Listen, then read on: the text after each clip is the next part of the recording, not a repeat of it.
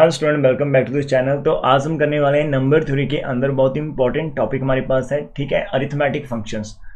ये topic last chapter रहेगा इसका हमारा, ठीक है, अरिथमेटिक फंक्शन। अब ये फर्स्ट डेफिनेशन देखो ध्यान से, किसको हम अरिथमेटिक फंक्शन बोल सकते हैं। अब फंक्शन हमारे पास जिसकी डोमेन ऑफ डेफिनेशन क्या होनी चाहिए, सेट ऑफ पॉजिटिव इंटीजर होनी चाहिए। हमारे पास कोई भी फंक्शन हम डिफाइन कर देते हैं, ठीक है, लाइक हम फंक्शन को डिफाइन कर रहे हैं f of x is equal to something, जहां पर हम कुछ भी डिफाइन कर रहे हैं, ठीक है। अब जब आप जहां पर x पुट करने वाले हैं, जी आप x क्या पुट करोगे, दैट इज पॉजिटिव इंटीजर। तो ऐसा फंक्शन जिसके जो डोमेन ऑफ सेट है वो पॉजिटिव इंटीजर होगी, उसको हम क्या बोलते हैं, अरिथमेटिक फंक्शन बोलते हैं। That is we call it is a arithmetic function, ठीक है, ये एक डेफिनेशन है। अब नेक्स्ट जो इस टॉपिक के अंदर हमारी इंपॉर्टेंट डेफिनेशन अब हमारे पास क्या है, ग्रेटेस्ट इंटीजर फंक्शन की डेफिनेशन है। वो हमारे पास क्या है कि कोई भी नंबर हमारे पास यदि हम रियल नंबर ले लेते हैं तो इस तरह की जो रिप्रेजेंटेशन रहती है हमारे पास, जो बॉक्स के अंदर एक्स लिखा है इसको हम बोलते हैं ग्रेटेस्ट इंटीजर, ठीक है। दिस इज लेस देन, और ये ग्रेटेस्ट इंटीजर इसको हम बोल देते हैं, और इसकी जो वैल्यू होती है वो लेस देन और इक्वल टू एक्स रहती है। इसका मीनिंग मैं क्या कहना चाहूंगा, जो इसकी वैल्यू होती है वो लेस देन और इक्वल टू हमारे पास एक्स होती है, ठीक है। अब x हमारे पास कब होगी, जब हमारा x क्या है, इंटीजर है। जैसे यदि हम बात करें तो 2 की जो वैल्यू रहेगी वो हमारे पास 2 रहेगी, 3 की वैल्यू हमारे पास 3 रहेगी, और -5 की वैल्यू हमारे पास क्या रहेगी, -5 रहेगी। अब जो इनसाइड नंबर हम पुट करें इस ब्रैकेट के अंदर, ये सारे के सारे इंटीजर्स हैं, सो दैट्स मीन इनका आंसर इटसेल्फ रहेगा, ठीक है। एंड दूसरी डेफिनेशन देखो कि इसकी वैल्यू सम नंबर u आएगी, ठीक है। और बेयर, अब u कब आ रही, जब हमारा जो x है वो हम लिख पा रहे हैं u प्लस एफ की फॉर्म में। u हमारा इंटीजर है लेकिन f की वैल्यू 0 और 1 के अंदर लाइक करती है। एक एग्जांपल की तरह समझाते हैं। जैसे हम 2.5 की बात करें, अब 2.5 को हम लिख सकते हैं जहां पर 2 प्लस 0.5। अब जब हमने 0.5 लिखा है, ये एक ऐसा नंबर है जो हमारे पास 0 से बड़ा होगा और 1 से छोटा होगा। इस पार्ट को हम बोलते हैं फ्रैक्शनल पार्ट, और ये हमारा होता है इंटीग्रल पार्ट। तो इस केस के अंदर हमारा आंसर क्या आएगा, आप फ्रैक्शनल पार्ट को छोड़ दो, जहां पर f को आप छोड़ रहे हो, हमारा आंसर कितना आ रहा है, जो है कि इसका आंसर कितना आएगा, हमारे पास 2 आएगा जहां से, ठीक है। तो इसका मीनिंग हमारे पास यदि 3.9 होगा तो उसका ग्रेटेस्ट इंटीजर कितना होगा हमारे पास, जहां से डायरेक्ट देखो पॉइंट के बाद वाले नंबर को छोड़ दो, जहां से उठा लो तो 3 इसका आंसर आएगा। अब इसी केस के अंदर यदि हम -2.5 की बात करते हैं, अब -2.5 की बात देखो ध्यान से। अब यदि आप बोलोगे कि इसका आंसर -2 आएगा, वो हमारा रॉन्ग हो जाएगा। क्यों रॉन्ग होगा, बिकॉज यदि आप -2 को सोच रहे हैं तो इसका मीनिंग आप सोच रहे हो कि हम इसको लिख सकते हैं -2 और -0.5। अब यदि इन दोनों को आप एडअप करते हो तो हमारे पास इतना आंसर बनता है। लेकिन माय डियर फ्रेंड, यहाँ पर जो हमारे पास सेकंड पार्ट f आ रहा है ना, ये जो f वाला पार्ट है, ये हमारा पॉजिटिव होना चाहिए। It must be positive, that is greater than 0.1 के अंदर।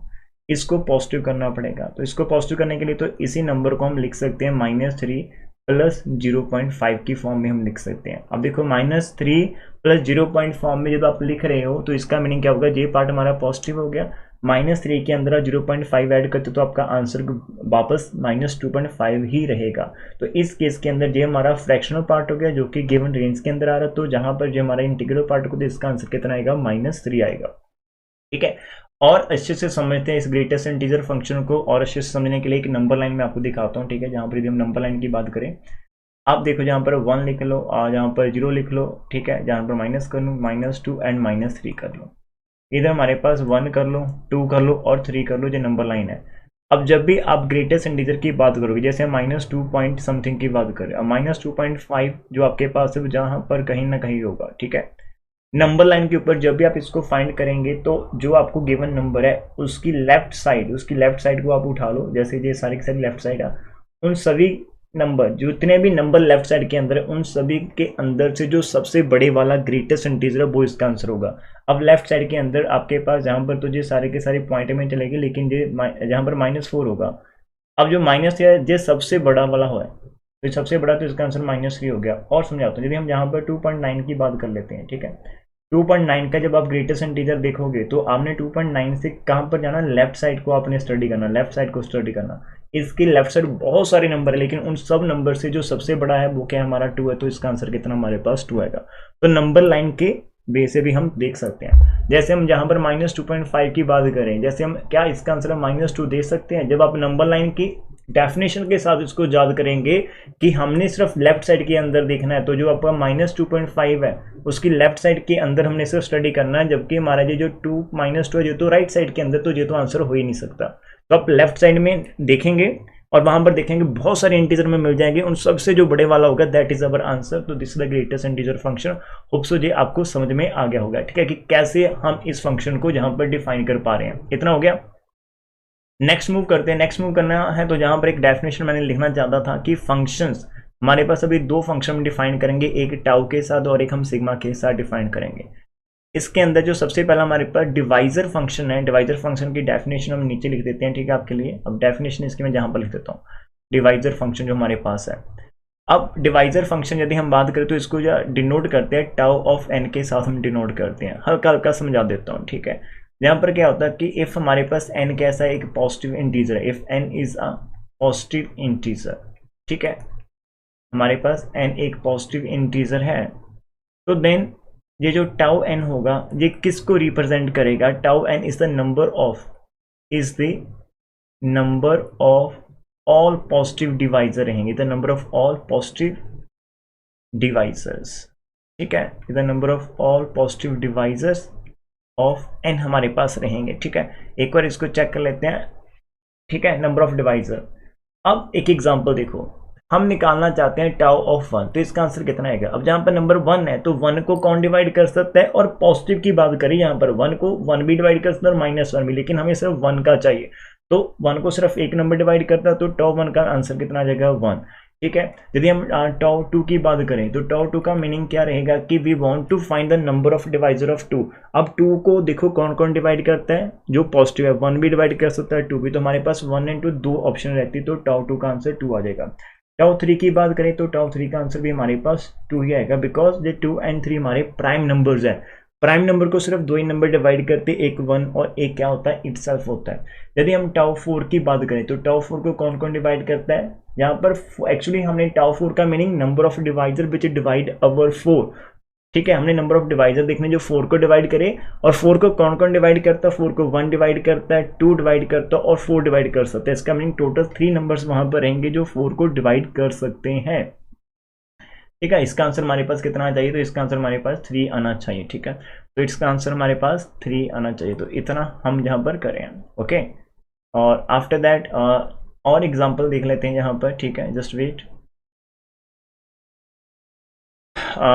टाउ सिक्स की बात करें, अब सिक्स को कौन कौन डिवाइड कर सकता है? वन भी कर सकता है, टू भी कर सकता है, थ्री भी कर सकता है और सिक्स भी कर सकता है। इसका मीनिंग टाउ सिक्स का आंसर कितना आ जाएगा? फोर। टोटल फोर नंबर्स है, तो ये हम कह रहे हैं कि नंबर ऑफ डिवाइसेस हम निकाल सकते हैं किसी भी फंक्शंस के।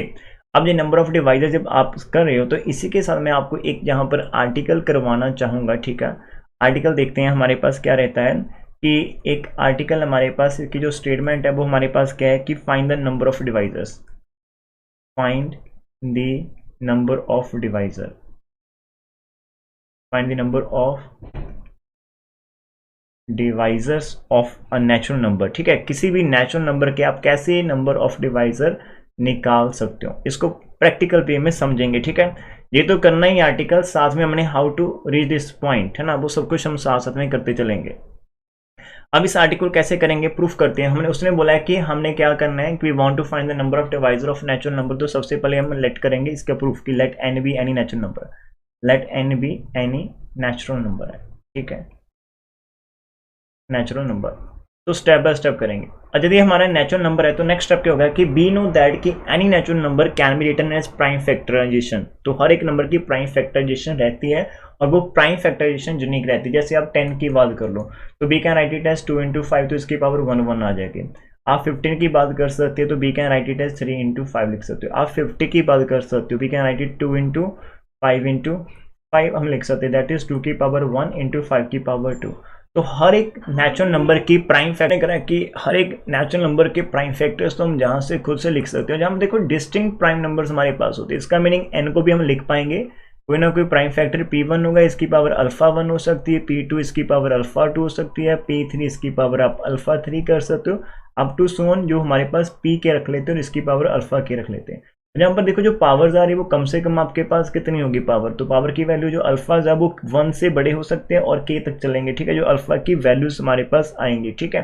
तो यहाँ पर हमारे पास ये अंडरस्टूड रहेगा कि हेयर हमारे पास जो PI हम यूज करें आर ऑल डिस्टिंक्ट रहेंगे, आर ऑल डिस्टिंक्ट, ये सारे के सारे डिफरेंट रहेंगे। और अल्फा आई की वैल्यू हमारे पास ग्रेटर देन इक्वल टू 1 रहेगी, और साथ में आई की वैल्यू हम 1 2 3 अप टू सोन के तक स्टडी करें। ठीक है, इतना हो गया।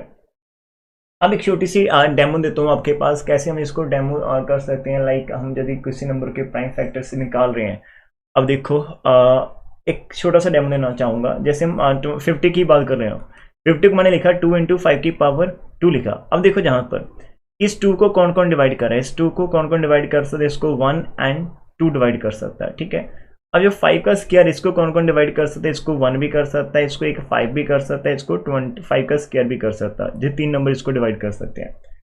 अब देखो ये जो 1,2 थे ये 2 को डिवाइड कर रहे हैं। यदि ये 2 को डिवाइड करते हैं इनडायरेक्टली ये आपके 50 को भी डिवाइड करेंगे। ये यहाँ पर नंबर 1 है, 5 है, 5 का स्क्वायर है। यदि आपकी राइट हैंड साइड को डिवाइड करें, इसका मीनिंग लेफ्ट हैंड साइड को भी डिवाइड कर रहे होंगे। तो जहाँ से 2 एंड जहाँ से हमारे पास टोटल 3, और यदि आप इनको मल्टीप्लाई करेंगे 2 इंटू 3, हमारे पास टोटल 6 नंबर जहाँ पर ऐसे होंगे जो इसको डिवाइड करेंगे। टोटल 6 नंबर बन रहे हैं हमारे पास। तो 50 के डिवाइसेस कितने आ रहे हैं, 6। क्या ये सही है? मैं इसको और एक्सप्लेन करना चाहूँगा, फिर आपको ये आर्टिकल पूरे का पूरा समझ आ जाएगा with the help of example. ठीक है, हम बोल रहे हैं कि ये जो 2 है जहाँ पर, और मल्टीप्लिकेशन के अंदर हम इसको जहाँ पर कंसीडर करें। ठीक है, 2 जहाँ से आगे और 3 जहाँ से, दोनों को मल्टीप्लाई कर दिया तो 6 बननी चाहिए। अब देखो 50 को कौन डिवाइड, 50 को 1 भी डिवाइड कर सकता है, 2 भी डिवाइड कर सकता है, 5 भी डिवाइड कर सकता है, 10 भी डिवाइड कर सकता है, और उसके बाद 25 भी डिवाइड कर सकता है, और 50 भी इटसेल्फ करता है। दो नंबर काउंट कर लो कितने, 3 एंड 3। तो ये हमारे पास 6 नंबर्स ऐसे हो जाते हैं। इसका मीनिंग ये जो वे हम यहाँ पर करेंगे, जो यहाँ पर मेथड रहेगा कि हम उसके प्राइम फैक्टर से निकाल लेंगे, और हर एक प्राइम फैक्टर का हम स्टडी करेंगे कि हर एक प्राइम फैक्टर को कितने कितने नंबर डिवाइड करें। फिर उन सभी नंबर ऑफ डिवाइजर जो आ रहे हैं एक एक इंडिविजुअल, उन सभी को आपस में मल्टीप्लाई करेंगे, that we get the total number of divisors of a given number. अब उसको भी और आसान देखो कैसे बनाएंगे। अब यहाँ पर जब आपके पास 2 है ना, इसकी पावर कितनी है, 1 आ रही है, तो जहाँ पर इसकी पावर 1 रहे तो इसको 1 + 1 करेंगे तो इसके 2 डिवाइड करें। इस 5 की पावर 2 आ रही है तो इसको कितने नंबर डिवाइड करें, 3 डिवाइड करें। इसका मीनिंग यदि आपके पास 5 की पावर 4 रहेगी तो इसको कौन डिवाइड करेगा, 1 तो करेगा, एक 5 भी करेगा, 5 का स्क्वायर भी करेगा, 5 की पावर 3 भी करेगी, और 5 की पावर 4 भी करेगी। इसका ये पावर 4 है तो इसको डिवाइड कितने नंबर करें, इसको 5 नंबर्स डिवाइड करें, 4 + 1 5 नंबर इसको डिवाइड करें। ठीक है, अब ये जो इतना काम मैंने यहाँ पर करवाया आपको, ये सब कुछ मैंने समझाने के लिए करवाया, तो इतना काम आप कॉपी पर मत लिखना। ठीक है, ये सिंपल आपको समझाने के लिए था कि क्या नेक्स्ट हमारे पास होने वाला है। ठीक है, वो सारी चीज़ें हमें समझ लगेगी, then we get the benefit of this one. ठीक है, तभी उसका फायदा हमें रहेगा। डन। अभी हमने जहाँ पर स्टार्ट करा था कि हमारे पास P1 हो गए थे, तो हमने वही से स्टार्ट करना, the only divisor of this one.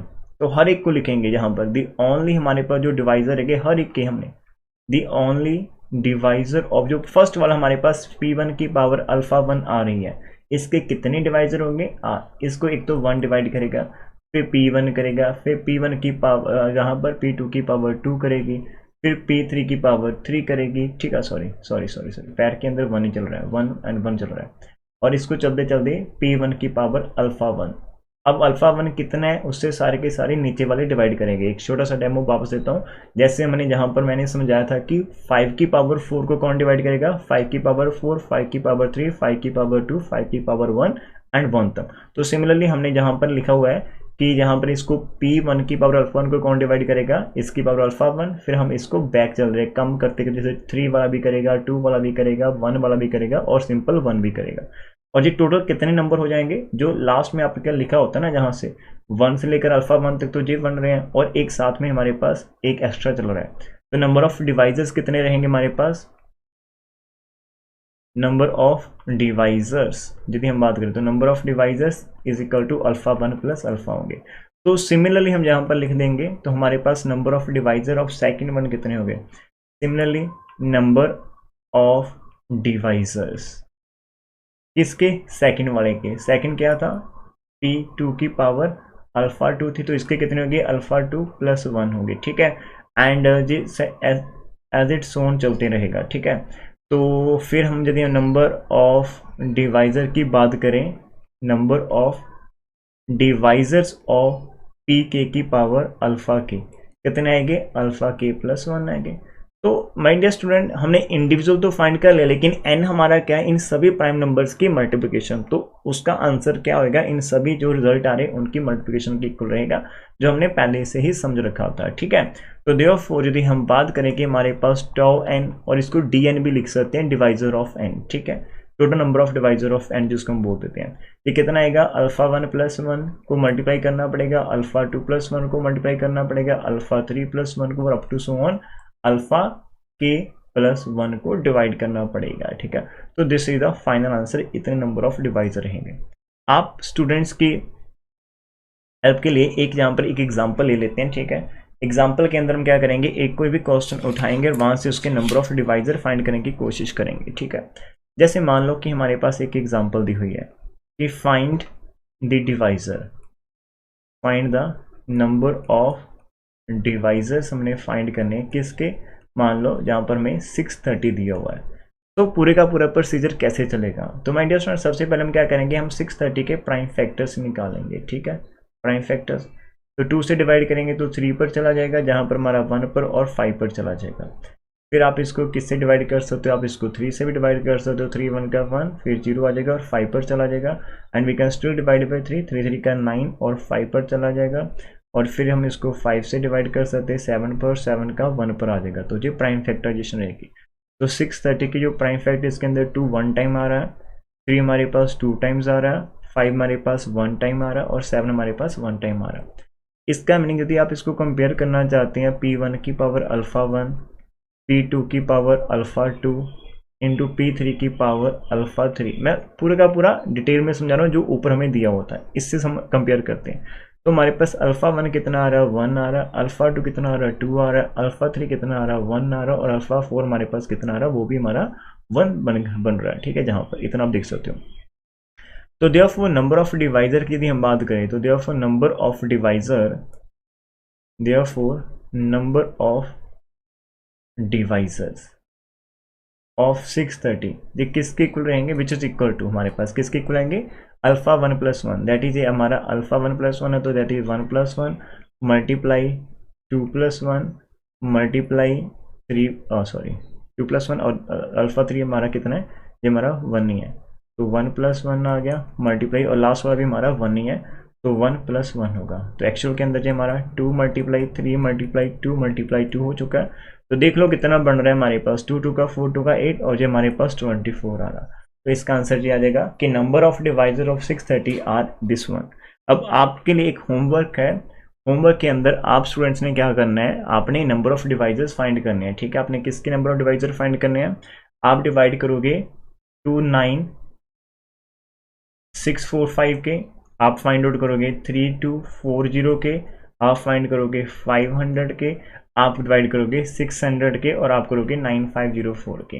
तो नंबर ऑफ डिवाइजर कैसे फाइंड करने, इस नंबर को उठाना, प्राइम फैक्टराइजेशन कर देनी, फिर उसको एक्सपोनेंट फॉर्म में कर देना, वहां से alpha 1 alpha 2 alpha 3 alpha 4 define कर देने। और नंबर ऑफ डिवाइजर क्या रहते हैं हमारे पास, number of divisor alpha 1 + 1 multiply alpha 2 + 1 multiply alpha 3 + 1, तो जितने भी आपके आ रहे हैं सो कंटिन्यू सभी को मल्टीप्लाई करना, then you will get your answer, ठीक है। तो आपने इनका जो आंसर है वो देना कि इतने नंबर्स हैं हमारे पास फ्रॉम 1 से लेकर पॉजिटिव नंबर जो इनको डिवाइड करेंगे। ये 24 पॉजिटिव है, 24 नेगेटिव भी रहेंगे, तो हम सिर्फ पॉजिटिव के ऊपर बात कर रहे हैं, ठीक है। तो इस लेक्चर के अंदर हम इतना ही करेंगे, और लेकिन नेक्स्ट जो हमारा लेक्चर होगा उसके अंदर हमने find the sum of divisor, हमने सम ऑफ डिवाइजर फाइंड करना, और कंबाइन कुछ ऐसे गुड क्वेश्चन हम यहाँ पर करेंगे जो हमारे पास लास्ट ईयर आपकी यूनिवर्सिटी के अंदर आए होंगे, ठीक है। So thank you for watching this one, don't forget to share and subscribe this channel. और ज़्यादा देखने के लिए ऊपर आई बटन है, वहाँ पर उसको आप क्लिक करके प्लेलिस्ट में चेक कर सकते हो। Thank you for watching this one, bye bye, take care.